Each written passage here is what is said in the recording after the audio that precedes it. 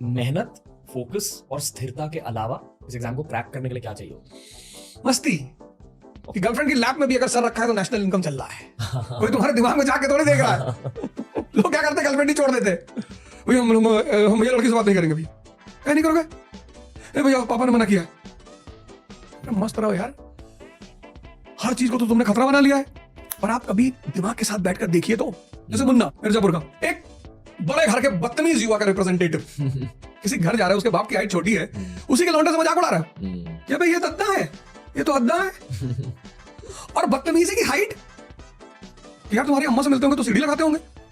कि 1950 का भारत क्या था, प्राइमरी सेक्टर क्या थी, एग्रीकल्चर क्या था, इंडस्ट्री क्या थी, इंफ्रास्ट्रक्चर कैसा था, बैंकिंग कैसी थी, तो हम उसका एक आउटलाइन चार्ट बनाते हैं जी। फिर वहां से हमने जर्नी शुरू किया।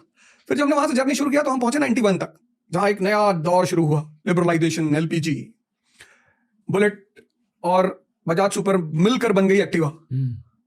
अब औरत और आदमी दोनों काम पे जाने लगे। फिर क्या हुआ, 91 से एक नए भारत की शुरुआत हुई, शाइनिंग इंडिया, मेरा भारत महान, इंडिया इज ग्रेट। फिर बीच में कई सारे अप्स एंड डाउन्स हुए और हम पहुंचे 2023 में। तो एक चार्ट अब हम बनाएंगे नीचे कि अब प्राइमरी सेक्टर, अब इंडस्ट्री, अब बैंकिंग, अब इंफ्रास्ट्रक्चर। अब ये 3 चार्ट हमारे पास हैं और हमें एक डॉट क्रिएट करना है 47 का, 2047 India in 2047 as a world power if not super power.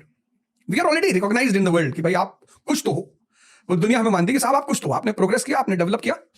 ऐसे ही हर आदमी को, this is the best way, past की एनालिसिस, पास्ट पर रिपेंटेशन नहीं, मतलब विक्टिम मेंटालिटी आपको छोड़ देगी। एकदम एकदम छोड़नी आपको।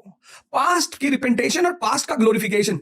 हमारे बाबा हाथी पे चलते थे, अरे भैया तुम साइकिल पे चल रहे हो तो तुम प्रेजेंट में रहो, बाबा तो चलते ही थे। तो पास्ट की एनालिसिस, प्रेजेंट का प्रायोरिटी एंड प्लानिंग, ये जो 2 पी है लाइफ में, ये इतने इंपॉर्टेंट है। जैसे मैं देखता हूं कि 22 साल का लड़का आमतौर पर तैयारी करने आता है। अब 22 साल का लड़के का जो सेंसेस लेवल है बहुत स्ट्रांग है। अब वो लड़की देखेगा तो अट्रैक्शन तो हो गई, अब वो ऑडी देखेगा तो अट्रैक्शन हो गई। उस अट्रैक्शन में उसके साथ दूसरी तरफ जब वो देखता है तो उसका जीवन। अब 90% लड़के क्या होते हैं, युवा, हो सकता है हम भी कभी ना कभी इसके थोड़ा बहुत शिकार तो थे ही, बोले भले ना। तो होता क्या है कि हम उनको इंटरमिक्स कर देते हैं, गर्लफ्रेंड बना ली, तैयारी भी शुरू कर दी। वहां पर उस लड़के को क्या करना चाहिए, एक प्रायोरिटी सेट करनी चाहिए कि यार पहला क्या करेंगे। पहला ऐसा कौन सी चीज, जैसे एक यहां पे एग्जांपल दे रहा हूं। 1940s में 3 देश पैदा हुए, इंडिया, पाकिस्तान, चाइना, और तीनों ने अपनी अपनी प्रायोरिटी सेट की और तीनों की एक जैसी कंडीशन। आज चाइना वर्ल्ड पावर के रेस में है क्योंकि उसने पहली प्रायोरिटी सेट की थी इकोनॉमिक एम्पावरमेंट। प्लान किया था पैसा कमाना है। मेड इन चाइना होना चाहिए, made in Britain, made in England, made in America को रिप्लेस करके मेड इन चाइना बनाना है। बनाया उन्होंने। आज एप्पल को अगर कोई टक्कर देता है तो OnePlus, पर ऐसा कोई चीज पाकिस्तान में है नहीं है। They are not economic power. India OnePlus नहीं बना पाई, लावा बनाई। अब 3 प्रोडक्ट से 3 कंपनियों, 3 देशों की स्थिति पता चलती है।